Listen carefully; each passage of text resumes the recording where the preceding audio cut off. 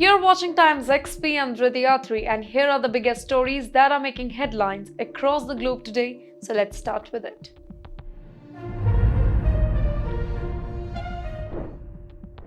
Jimmy Kimmel returns. After a week-long suspension, Jimmy Kimmel returned to Jimmy Kimmel Live with a strong statement about free speech. He stressed that the show itself isn't important, but the freedom to run it is. His remarks sparked widespread debate across media and political circles. Kimmel controversy here. Well, the suspension followed Kimmel's criticism of attempts to politicize conservative activist Charlie Kirk's death. Critics accused the Trump administration of trying to silence his critics. In the meantime, his comments triggered public outrage and debate about political influence on entertainment industry. Support for Kimmel here. Well, Hollywood figures, free speech advocates, and even some Republicans came out in his support. Many highlighted the importance of protecting freedom of expression in the media. Well, Kimmel thanked his audience and fellow hosts for standing by him. Venezuela mobilizes militia. Well, Venezuelan civilian militia marched through Caracas, waving weapons and chanting loyalty to the homeland. Their president, Mr. Nicolas Maduro, emphasized defending the country from foreign threats. The dramatic show highlights the government's readiness for potential conflict. Maduro's constitutional decree here. Well, Maduro proposed a decree to mobilize civilians, institutions, and military forces just in case of foreign aggression. Of course, he's hinting about US. Here, experts say that this could transform the entire nation into a defense force. The move signals that Venezuela is taking both legal and military precautions. Military preparedness here. Venezuela's militia have been armed and trained over years, making them a significant factor in any potential conflict. In the meantime, observers warn that this could complicate foreign military plans. The government wants to demonstrate both strength and deterrence. United States-Venezuela tensions. Well, the announcement comes after United States military strikes in the Caribbean, with Venezuela claims were provocation. Well, the standoff adds a lot of tension to already fragile United States-Latin America relationship. In the meantime, regional governments are watching closely for potential escalation. Grenade blast in Oslo. Well, shock hit Oslo when a grenade exploded just 500 meters from the Israeli embassy. Residents fled in panic as police secured the area. In the meantime, a second unexploded grenade was later discovered, heightening fear of coordinated attack. 13-year-old arrested. Authorities arrested 13-year-old suspect in connection with the Oslo blast. In fact, investigations are determining whether this was a prank, whether this was a crime, this was an extremist attack. Well, experts warn that it raises a lot of concern about youth radicalization in Europe. Israel embassies at risk. Israel's embassies worldwide are considered high risk due to the ongoing Middle East tension and the war in Gaza. The Oslo incident highlights that conflict in one region can have ripple effect in peaceful countries. European security agencies are already on high alert. Syria's UN message. Syria's top official Ahmed al-Shara stated that we have no desire to be a threat, but we are scared of Israel. He aims to portray Syria as a vulnerable nation seeking peace, while the remarks signal Syria's strategic diplomatic position in the region. Syria and Israel tensions. Well, al-Shara emphasized Israel's repeated airstrike near the Golan Heights. He called for respect, he called for security, he called for international attention right now. Syria seeks support to prevent escalation while maintaining sovereignty. H-1B visa overhaul. The US scrapped the H-1B visa lottery, giving higher chances to applicants with larger salaries.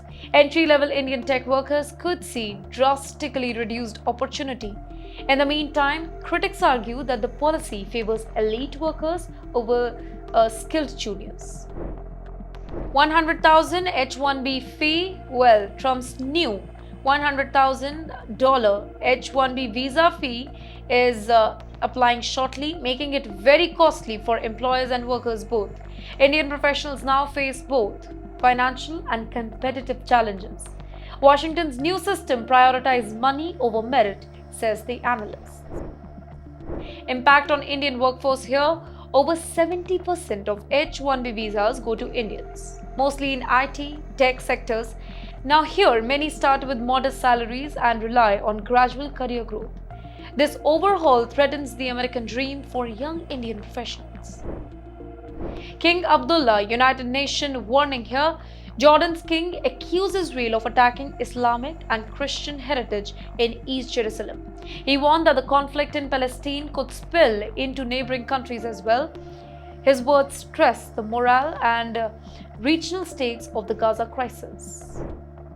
Erdogan at UN: Turkey's president called Israel out of control and accused it of genocide in Gaza. He demanded immediate humanitarian corridor for the aid. In the meantime, Erdogan's dual UN speech signals his intention to lead the Muslim world's response. BRICS leader challenge Israel. South Africa's Ramaphosa and Brazil's Lula da Silva openly criticized Israel's action in Gaza. Lula pledged to support South Africa's genocide case at the International Court of Justice. Well, their statements mark a rising global South influence on international diplomacy. UN mic incident: well, Ramaphosa's microphone cut mid-speech.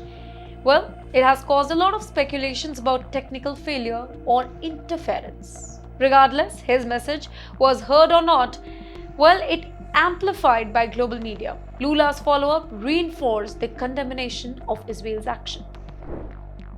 Macron's Gaza plan here: French President Emmanuel Macron proposed a UN-led peacekeeping mission to disarm Hamas and rebuild Gaza. The plan includes Arab nations for legitimacy and support. Macron aims to reduce Israeli control while promoting stability. International support for Palestine here: 10 countries have recently recognized Palestine, adding momentum to Macron's initiative.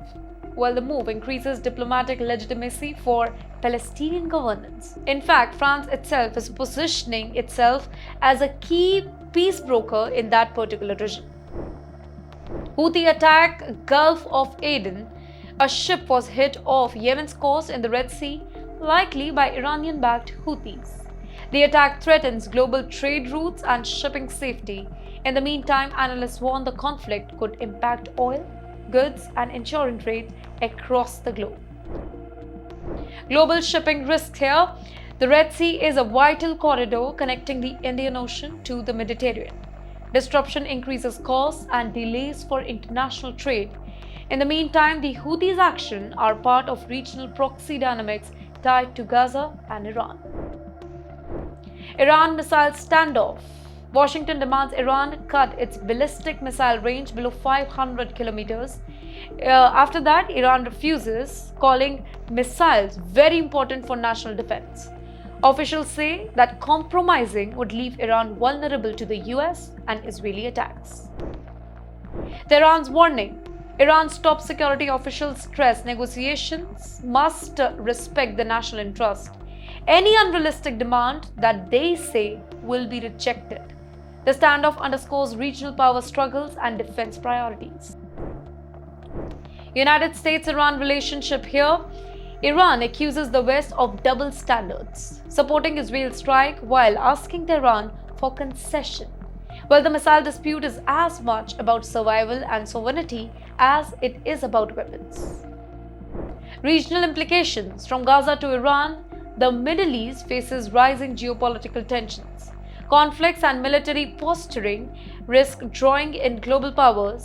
Now here, observers fear prolonged instability could actually impact energy markets and trades. Macron versus United States and Israel. Well, Emmanuel Macron's Gaza initiative challenges traditional United States-Israel dominance in the region.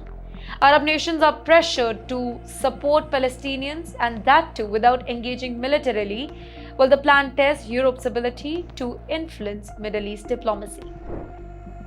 Global diplomacy shift. Recognition of Palestine by multiple nations signals a growing divide from Western powers. Countries like France, South Africa, and Brazil are asserting independence in international policy. Gaza is now a focal point for global justice and accountability. Here's the closing takeaway, ladies and gentlemen. From Jimmy Kimmel's free speech fight to the Middle East crisis, Venezuela's militia and H-1B changes, global tensions and diplomacy shape our world. That's all for now. Stay tuned, stay sharp, and come back on TimesXP same time tomorrow for the latest news that matters the most. I'm Driti Atri. See you next time.